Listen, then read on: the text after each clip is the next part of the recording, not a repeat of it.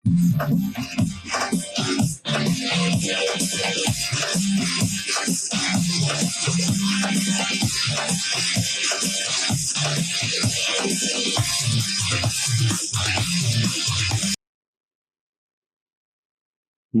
Cricket ரசிகர்களே, welcome back to Tamil cricket rolls with you Vel present. Let's welcome Rahman de Villiers on board. இன்னைக்கு Praveen bro கொஞ்சம் வெளில போயிட்டாரு, அதனால ஜாயின் பண்ணிக்க முடியல. டே சிரிக்காதரா, இருந்தாலும் நாங்க தானே டேபிள் டாப்பரு, இன்னும் நாங்க தான் மேல இருக்கோம். ஸோ கொஞ்சம் அடக்கி வாசி. 49 கிராஸ் பண்ணிட்டமே எனக்குலாம் சந்தோஷமா இருக்கு. போடாங்கிட்டு மேட்ச தோத்துட்டு எங்கிட்ட 5 கப் இருக்குங்கிற மாதிரி இது ஒரு புது ட்ரெண்ட். 49 கிராஸ் பண்ணிட்டோம், டேபிள் டாப் இருக்கும் அப்படின்ட்டு ஆர்சிபி ட்ரோல் பண்ணணும்னு நான் சொல்லல. ஆக்சுவலா அந்த லோவஸ்ட் ஸ்கோர் யார் எந்த டீமா இருந்தாலும் நான் அதுதான் சொல்லியிருப்பேன். அந்த லோவஸ்ட் ஸ்கோர் தாண்டிட்டோம்ல, அப்படி சொல்றேன். கனவுனே எதிர்பார்க்கல. எஸ்ஆர்எச் வந்து இப்படி ஒரு பெர்ஃபார்மன்ஸ் பவுலிங்ல கொடுப்பாங்கன்னு சுத்தமா எதிர்பார்க்கல. மொத்தம் இன்னைக்கு 16 விக்கெட் விழுந்திருக்கு. அதுல ஒரே ஒரு விக்கெட் மட்டும் தான் ஸ்பின்னர். அதுவும் ரியான் பராக் வந்து டிராவிஸ் ஹெட் எடுத்தாரு.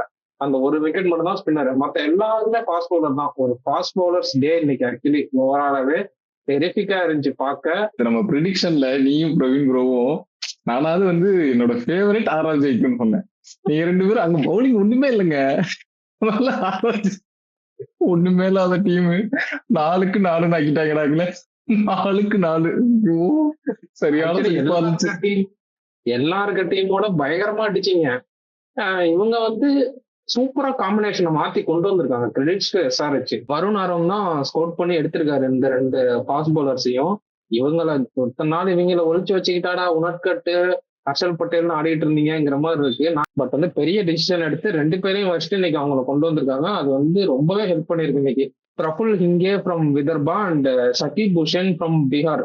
எப்பா சத்தியமா சொல்றேன், சூப்பரா போட்டாங்கடா, செம்மையா போட்டாங்க 2 பேருமே. ஒருத்தர் 24 இயர்ஸ் ஓல்டு, 2 பேருமே யங்ஸ்டர்ஸ் தான். சும்மா டெரிஃபிக்கா போட்டாங்க. அதுவும் அந்த ஃபர்ஸ்ட் ஐபிஎல் டெபுல ஃபர்ஸ்ட் ஓவரே வந்து 3 விக்கெட் இதுவரை நடந்ததே இல்லை ஐபிஎல்ல, ரெக்கார்டு இது. ஒரு டெரிஃபிக்கான டிஸ்பிளே ஆஃப் ஃபாஸ்ட் பவுலிங். அந்த அதர் ஹேண்ட் சகீப் பூஷனும் வந்து சூப்பரான, அவர்கிட்ட நிறைய வேரியேஷன் இருக்கு. ஒய்டிஆர், ஸ்லோவர் 1 எல்லாத்தையும் போட்டு இங்க 4 விக்கெட் அவர் 4 விக்கெட் ஷேர் பண்ணி எடுத்துட்டு போயிட்டாங்க. எஸ்ஆர்எச்சுக்கு இது ரொம்ப ரொம்ப பாசிட்டிவ் சைனு. நம்ம வந்து அதிகமா எஸ்ஆர்எச்சோட ஓப்பனர்ஸ் அண்ட் ஆர்ஆரோட ஓப்பனர்ஸ் பத்தி தான் பேசிட்டு இருந்தோம். எஸ்ஆர்எச்சோட ஓப்பனர்ஸ் இன்னைக்கு ஃபெயிலு, ஆர்ஆரோட ஓப்பனர்ஸ் இன்னைக்கு ஃபெயிலு. பட் எஸ்ஆர்எச்சோட அந்த மிடில் ஆர்டர் தூக்கி அவனை நிறுத்தி ஒரு ஸ்கோர் போட்டாங்க. ஆனா ஆர்ஆர் அதை பண்ண முடியல. எனக்கு வந்து ரொம்ப ஹாப்பி. இசான் கிசான் தான் இன்னைக்கு பயங்கரமா என்ஜாய் பண்ணிட்டு இருந்தாரு எஸ்ஆர்எச் பவுலிங் பண்ணும்போது. ஏன்னா 2 மேட்ச் 200+ ஸ்கோர் பண்ணி பவுலிங்னால தோத்தாங்க. இன்னைக்கு அவருக்கு அப்படி ஒரு சந்தோஷம். அவங்க பவுலிங் டிஸ்பிளே பார்த்துட்டு அந்த லாஸ்ட்ல சாஹிப் ஹுசைன் வந்து விக்கெட் எடுக்கும் போதெல்லாம் அப்படி இவன் விக்கெட் எடுத்த மாதிரியே செலிப்ரேட் பண்ணிட்டு இருந்தாரு இசான் கிசான் தான்.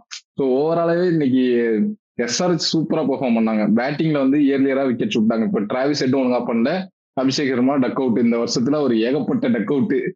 அதுக்கப்புறம் வந்து இசான் கிசான் சூப்பரா ஆடினாரு. ஃபர்ஸ்ட் மேட்ச் நல்லா ஆடினாரு, அதுக்கப்புறம் நடுவில் கொஞ்சம் கிளிம்ஸ் காட்டினாரு. ஆனா பெரிய ஸ்கோர் போல. இன்னைக்கு வேற லெவல்ல ஆடினாரு. அவரோட வின்னிங்ஸ் தான் பெரிய டிஃபரன்ஸ் மேக் பண்ணுச்சு. ஓவராலாவே பேட்டிங்ல ஒரு செம்ம கம்பேக் கொடுத்தாங்க அந்த மிடில் ஓவர்ஸ்ல. அப்புறம் பினிஷிங் இன்னும் கொஞ்சம் கூட பெட்டரா பண்ணிருக்கலாம். பட் ஆனா இது ஒரு சரியான டோட்டல். ஆனா அவங்க பவுலிங் லைன் அப் இன்னைக்கு வந்து கம்ப்ளீட்லி சர்ப்ரைஸ் ஆர்ஆரோட பேட்டிங்கு.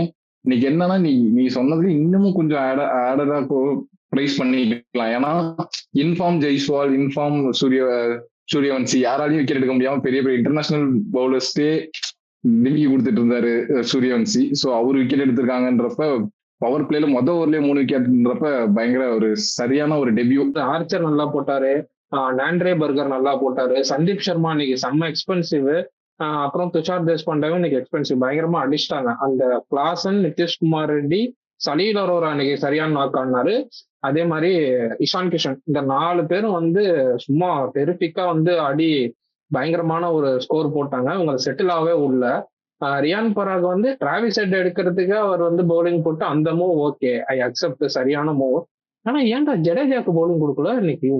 ஜடேஜா கொடுக்கவே இல்லை. ஜடேஜா அது எனக்கு தெரிஞ்சு கரெக்டான மூவ் தான்டா. நம்ம வந்து இப்ப குடுக்கலன்ட்டு பேசுறோம்.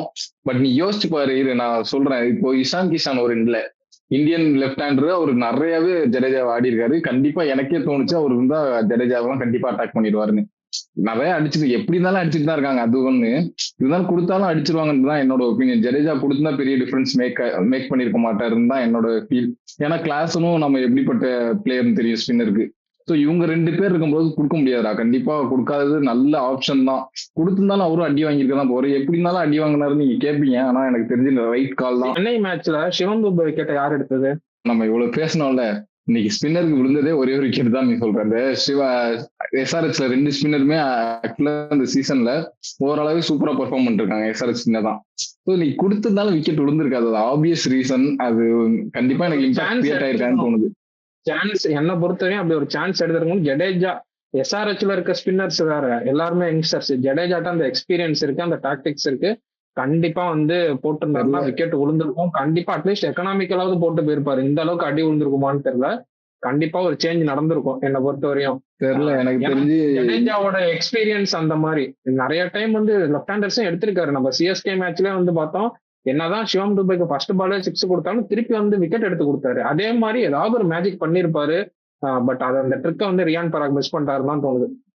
இல்லடா, எனக்கு டெஃபினட்டா வந்து இது ரைட் கால் தான் தோணுது என்னோட ஒப்பீனியன்ல. இதே வந்து கிளாஸ் இல்லாட்டி இஷான் கிஷான் வந்து ஒரு 12th ஓவர் இல்லாட்டி ஒரு 10th ஓவர்லயே விக்கெட் விழுந்துருந்துன்னு வச்சுக்கோங்க, டெஃபினட்டா ஜடேஜாவோட கோட்டால ஒரு 3 ஓவரால் தள்ளி இருப்பாரு. அது வந்து இன்னைக்கு சான்ஸ் கிடைக்கல. கரெக்டா தான் யூட்டிலைஸ் பண்ணிருக்காருன்னு என்னோட ஃபீல். இப்பயுமே பவுலிங்ல எல்லாம் டீசெண்டா பண்ணிருக்காங்கடா. ஆப்ஷன் இருக்குன்றப்ப ஜடேஜா அங்க ஆக்சுவலா தேவைப்படல. என்னோட ஒப்பீனியன் அது. நீங்க உங்களுக்கு எக்ஸ்பீரியன்ஸ் அந்த மாதிரி நீங்க பேக் பண்றீங்க, டிஃப்ரெண்ட் தாட். எனக்கும் வந்து நானும் கேப்டனா இப்போ சொல்றேன், நானும் ஒரு பிளேயரா இப்போ கேப்டனா யோசிச்சிருந்தா ஜடேஜா கொடுத்துருக்க மாட்டேன் இந்த 2 மாதிரி பிளேயர் இருக்கும்போது. அது ஒரு பிளண்டர் என்ன பொறுத்தவரை. நீ ஒர்க் ஆகுங்கிற நான் அப்படி சொல்றேன். வியூவர்ஸ் கமெண்ட்ல சொல்லுங்க. அப்படியே மூவ் ஆன் பண்ணிடலாம் நம்ம. இன்னைக்கு சந்தீப் சர்மா எடுத்த விக்கெட், நேற்று வந்து டஃபி பத்தி இதே தான் சொன்னோம். எக்ஸ்பென்சிவா போனாலும் குரூஷியலான ஹர்திக் பாண்டியா விக்கெட் எடுத்தாருன்னு. சந்தீப் சர்மா இன்னைக்கு செம்மையா அடிச்சிட்டாங்க. பட் குரூஷியலான இஷான் கிஷான் விக்கெட்டை எடுத்து கொடுத்தாரு. அது கிரெடிட்ஸ் கொடுத்தே தான் அவனும். இல்ல அவர் வந்து நிறுத்துற மாதிரி தெரியல, செம்மையா அடிச்சிட்டு இருந்தாரு. என்னதான் ஓப்பனர்ஸ் கை விட்டாலும் இஷான் கிஷான் ஒரு பக்கம் போட்டு நிமித்திக்கிட்டு இருந்தாரு. பட் அவர் விக்கெட் எடுத்து கொடுத்தாங்க, இல்லாட்டி இந்த ஸ்கோர் எங்கேயோ போயிருக்கும். பிச்சில் வந்து இவங்க போடும்போது ரொம்ப டெரிஃபிக்கா இருந்துச்சு. ஆக்சுவலி எஸ்ஆர்ஹெச் பவுலிங் போடும்போது இந்த பிச்சில் தான் இவங்க ஆடினாங்களா அப்படிங்கிற மாதிரி இருந்துச்சு. So credits to all SRH batsmen இந்த மிடில் ஆர்டருக்கு. சந்தீப் சர்மாவோட விக்கெட்டுக்கு பயங்கரமா கிரெடிட் கொடுக்குற, எஸ் அக்செப்டபிள். பட் அந்த 19th ஓவர்னு நினைக்கிறேன், அதெல்லாம் சுத்தமா ஒரு எக்ஸ்பீரியன்ஸ்ட் பவுலர். சந்தீப் சர்மாவோட கேலிபருக்கு ஐபிஎல் இது வரையும் எப்படி பெர்ஃபார்ம் பண்ணிருக்காரு, அதுக்கு இது கண்டிப்பா ஜஸ்டிஃபையே பண்ணல. 3 6 நினைக்கிறேன். அந்த லாஸ்ட் பால்லாம் தூக்கி டாஸ் பால் லெக் சைட்ல ரொம்ப சில்லியா மிஸ்டேக் பண்ணிட்டு இருக்காரு ரீசெண்ட் டைம்ஸ்ல. அதை வந்து நம்ம கண்டிப்பா அட்மிட் பண்ணி அவனுக்கு. இப்ப எஸ்ஆர்ஹெச் வச்சு ஆர்ஆரோட பவுலிங் யூனிட்ல வீக்கர் சைடா எனக்கு தெரியறது வந்து சந்தீப் சர்மா தான். ஏன்னா ஆர்ச்சர் சூப்பரா போட்டுறாரு, நாண்ட்ரே பர்கரும் சூப்பரா போட்டுறாரு. நாண்ட்ரே பர்கர்லாம் நீ சந்தீப் சர்மா கிரெடிட் கொடுக்கறது நாண்ட்ரே பர்கர் கொடுக்கணும். சூப்பரா 2 ஓவர் பயங்கர எக்கனாமிக்கலா போட்டாரு. யார்கரும் செமையா நீல் பண்ணாரு. ஸோ அவரு சூப்பரா போட்டுட்டு இருந்தாரு. ஓவராலாவே எனக்கு தெரிஞ்சு இன்னைக்கு வந்து ஆர்ஆர் பவுலிங் யூனிட்ல எனக்கு குறை தெரியல. 220 கன்சிட் பண்ணியிருந்தாலும் சந்தீப் சர்மா தவிர வேற யாரும். இப்போ துஷார் தேஷ்பாண்டே பத்தி நம்ம டிஸ்கஸ் பண்ணா, ஃபர்ஸ்ட் 2 ஓவர்ல தான் அடிச்சிட்டாங்க இஷான் கிஷான் கிளாஸ் இருக்கும்போது. அதுக்கப்புறம் வந்து போட்டப்ப அவரோட எக்ஸிகியூஷன் சூப்பராகவே இருந்துச்சு. ஸோ ஓவராலா ஆர்ஆரோட பவுலிங் டிபார்ட்மெண்ட்ல எந்த குறையும் இல்லை, ஆர்ஆரோட பேட்டிங்ல தான் குறை. நம்ம அப்படியே ஃபர்தரா ப்ரொசீட் பண்ணும்போது பேசலாம். செகண்ட் ஹாஃப்ல கண்டிப்பா நீ சொன்ன மாதிரி எஸ்ஆர்ஹெச் பவுலிங் யூனிட் கம்ப்ளீட்டா சர்ப்ரைஸ் பண்ணிட்டாங்க. அதுக்கப்புறம் ஆர்ஆரோட புவர் எக்ஸிகியூஷன் சொல்லலாம். லாஸ்ட் மேட்சும் கூட பார்த்தோம், அன்வான்டா மிடில் ஓவர்ஸ்ல நிறைய விக்கெட் விடுறாங்க. மிடில் ஓவர்ஸ்ல இல்ல, மிடில் ஆர்டர் வந்து அன்வான்டா விக்கெட் விடுறாங்க. ரியான் பராக் இன்னைக்கு ஒரு கிரேட் எக்ஸாம்பிள். நின்று ஆடி இருக்கணும் இந்த மாதிரி மேட்ச் எல்லாம். அவரோட விக்கெட்டை வந்து போன மேட்ச் த்ரோ பண்ணிட்டு தான் போனாரு, இந்த மேட்ச் த்ரோ பண்ணிட்டு தான் போறாரு. புதுசா அந்த விக்கெட் பயங்கரமா செட் பண்ணி எடுத்தாரு. இங்கே வந்து அந்த விக்கெட் வந்து 4 பால் வந்து ஜஸ்ட் அவுட் சைடு தான் ஆஃப் ஸ்டம்ப் போட்டுட்டே இருந்தாரு. ஒரு பால் வந்து கொஞ்சம் இன்ஸ்விங் பண்ற மாதிரி லெக்ல போட்டா அது 4 போயிருச்சு. அதுக்கப்புறம் இன்னும் கொஞ்சம் ஆஃப்ல தள்ளணும்னா கொஞ்சம் எக்ஸ்ட்ரா ஆசைப்பட்டு பேட்டை விட்டாரு, எட்ஜாய் பிடிச்சிட்டாங்க. செம்மையா செட் பண்ணி எடுத்தாரு. செம்ம ப்ராமிசிங்கா இருக்காரு பிரபுல். இங்கே அந்த 15 வயசு பையன் சூரியவன்ஷி வந்து இன்னைக்கு ஃபர்ஸ்ட் பாலே அவுட் ஆனது ஆர்ஆர் மேல எவ்வளவு பெரிய ப்ரெஷர் போட்டிருக்குங்கிறது நல்லாவே தெரியுது. ரொம்ப ரொம்ப எவிடென்டா தெரியுது. ஏன்னா கம்ப்ளீட்டா பேட்டிங் கொலாப்ஸே ஆயிட்டாங்க, சுத்தமா கொலாப்ஸ் ஆயிட்டாங்க. துருவ் ஜுரேல் அவர் வந்து பயங்கர கிளாஸ் ஆடுறாரு, டெஸ்ட் மேட்ச் பிளேயர். ஆனா இந்த மாதிரி சுச்சுவேஷன்ல தான் அந்த மாதிரி பிளேயர்ஸ் வந்து ஒரு எண்டு பிடிச்சி ஆடி கடைசி வரையும் கொண்டு போவாங்க. பட் அவருமே அவன் சூரியவன்ஷி அவுட் ஆயிட்டான், சூரியவன்ஷி கொடுத்த ஸ்டார்ட்டை வந்து வேற யாராவது கொடுக்கணுமேங்கிற ஒரு இதுலயே வந்து அவுட் ஆன மாதிரி தான் இருந்துச்சு. ஸோ இல்ல நீ கம்ப்ளீட்லி அன்லக்கி. துருஜூரல் வந்து ஒரு இன்சைட் எட்ஜ் போல்டு, அது அன்னைக்கு என்ன சொல்ல இன்னைக்கு அதான் ஆப்வியஸா தெரிஞ்சது. இன்னைக்கு வந்து ஆர்ஆர் மிடில் ஆர்டர் வந்து டெஸ்ட் ஆக போகுதுன்னு சொல்லிட்டு நானுமே அதான் எக்ஸ்பெக்ட் பண்ணேன். நேத்தே நம்ம ப்ரிவியூல கூட நான் சொல்லிட்டு இருந்தேன்ல, நீங்க இப்படிலாம் சொல்றதை பார்த்தா தானே எனக்கு பயமா இருக்கு. ஸோ அது டெஸ்ட் ஆகணும்னு நினைச்சேன். கரெக்டா டெஸ்ட் ஆயிடுச்சு. எனக்கு சாட்டிஸ்ஃபைடு தான்ப்பா. டேனோவன் ஃபெரேரா வந்து இந்த மாதிரி ஒரு சினாரியோல நல்லாவே பெர்ஃபார்ம் பண்ணி கொடுத்தாரு. ஜடேஜா மேல மட்டும்தான் எனக்கு கொஞ்சம் அவ்வளோ அவரோட இன்னிங்ஸ்ல அவ்வளோ இம்ப்ரெஸ் இல்லை. அந்த இனிஷியலா வந்தப்ப அவர் அந்த டஃப்பான சுச்சுவேஷன்ல இருந்து வெளியே கொண்டு வந்துட்டாரு. ஒரு பாயிண்ட்டுக்கு மேல வின் பண்றதுக்கு போனோம்.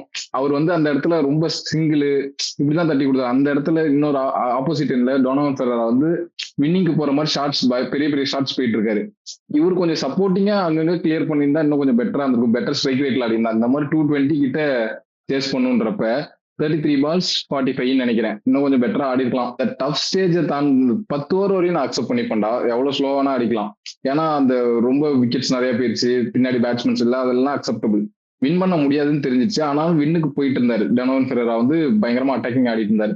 ஸோ சப்போர்ட் பண்ணியிருந்தா இன்னும் கொஞ்சம் புஷ் பண்ணிருக்கலாம். ஜெயிச்சிருக்க முடியாது நீ கண்டிப்பா. இன்னும் கொஞ்சம் புஷ் பண்ணிருக்கலாம், இன்னும் கொஞ்சம் க்ளோஸரா போயிருக்கலாம்னு என்னோட ஒப்பீனியன்.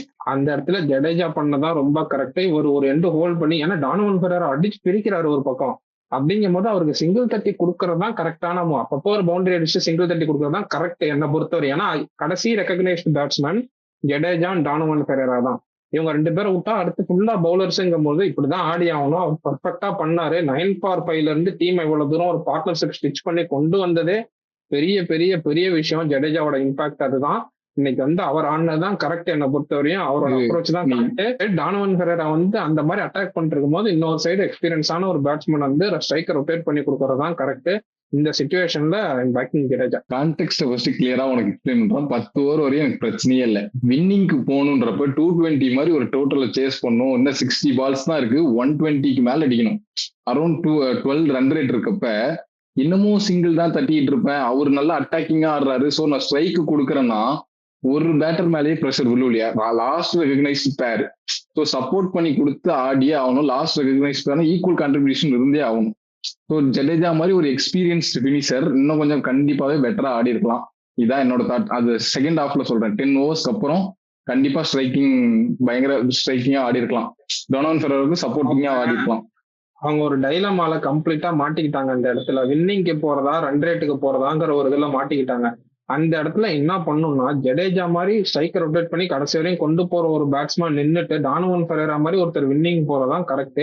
அட்லீஸ்ட் ஒருத்தர் அவுட் ஆனா இன்னொருத்தர் ரன் ரேட்டுக்கு ஆடி கடைசி வரையும் கொண்டு வரலாம். ஏன்னா இது ரொம்ப early stage of the tournament.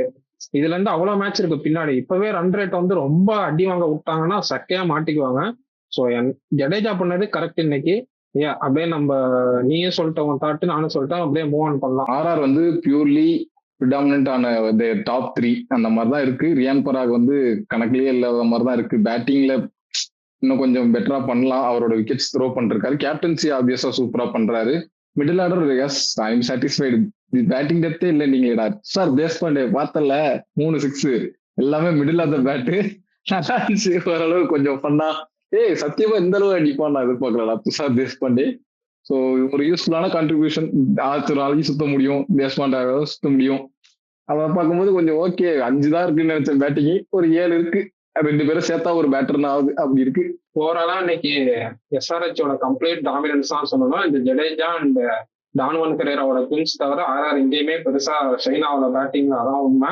So இன்னைக்கு வந்து நம்ம ப்ரெடிக்ஷன்ல வந்து 3 பேருமே முடிஞ்சு போச்சு. ஆர்ஆர் வந்து இன்னைக்கு லூஸ் பண்ணிட்டாங்க. 3 பேரும் ஆர்ஆர் தான் சொல்லியிருக்கோம். ஸோ நாளைக்கு மேட்ச் ப்ரெடிக்ஷன் போயிடுவோமா? நாளைக்கு வந்து சிஎஸ்கே விசஸ் கேகேஆர். இது வந்து யார் ஜெயிப்பா? CSK KKR. நான் வந்து சிஎஸ்கே சைடு தான் கண்டிப்பா சாயிறேன். நாளைக்கு சிஎஸ்கே ஜெயிப்பாங்கன்னு நானும் கண்டிப்பா பிலீவ் பண்றேன். பேட்டிங் பயங்கரமா இருக்கு. பவுலிங்கும் இப்போ சூப்பரா ஒரு டீமா செமையா செட் ஆயிட்டாங்க. அப்படியே இந்த வைப் அப்படியே கொண்டு போய் கேகேஆர் ஆல்ரெடி லூசிங் ஸ்ட்ரீக்ல தான் இருக்காங்க. முடிச்சு விட்டாங்கன்னா நல்லா இருக்கும். அதான் சிஎஸ்கே வந்து நானும் சிஎஸ்கேவோட தான் போறேன். சிஎஸ்கே வந்து அவங்க காம்பினேஷனை கரெக்டா ஃபைண்ட் பண்ணி கரெக்டான அப்ரோச்ல ஆடிட்டு இருக்காங்க. ஸோ இந்த மாதிரி ஒரு மோஜோல இருக்க டீமை வந்து கேகேஆரால ஸ்பாயில் பண்ண முடியுமானா எனக்கு கொஞ்சம் டவுட்டா தான் இருக்கு. பட் கேகேஆரையும் லைட்டா எடுத்துக்க முடியாது. நரேனன், வருண் சக்கரவர்த்தி எந்த டைம்ல இருந்து கேமை மாத்தலாம். பட் அவங்க சைடும் பேட்டிங் பவர்லாம் இருக்கு. பட் ஆஸ் அ டீமா ஃபுல் செட்டில்டு யூனிட்டா தெரியுறது சிஎஸ்கே. அதனால வந்து I'm going with CSK tomorrow. Closing thoughts சொல்லிடுவோம். ஆர்ஆர் வந்து இந்த விக்டரியை வந்து இந்த இந்த லாஸை வந்து ஆர்ஆர் அவங்க மைண்ட்ல இருந்து ஃபுல்லா வேனிஷ் அவுட் பண்ணிட்டு ப்ராக்ரஸ் ஆனாங்கன்னா இந்த டோர்னமெண்ட்லாம் அவங்களுக்கு ரொம்ப ஹெல்ப்ஃபுல்லா இருக்கும். அப்படிதான் ப்ராக்ரஸ் ஆவாங்கன்னு நினைக்கிறேன். அந்த மேட்ச் கண்டினியூஸா ஜெயிச்சுட்டாங்கிற லாவ் ஆஃப் ஆவரேஜஸ் பத்தி பார்த்தாலும் இந்த இது வந்து அவங்களுக்கு கண்டிப்பா தேவை. ரொம்ப லேட் ஆகுது டோர்னமெண்ட் நடக்கிறதுக்கு முன்னாடியே இப்ப நடந்தது வந்து அவங்களுக்கு ஒரு யூஸ்ஃபுல் திங் தான். அவங்க திருப்பி போய் அவங்க பிளான்ஸை ரீவிசிட் பண்ணுவாங்க. ஸோ இதை அப்படியே டெலீட் பண்ணிட்டு திருப்பி அதே ஃபுல் ஃபோர்ஸ்ல வருவாங்கன்னு நான் எக்ஸ்பெக்ட் பண்றேன். So yeah, see you in tomorrow's match review. Until then, bye from Well, Prajan and Raghuvan.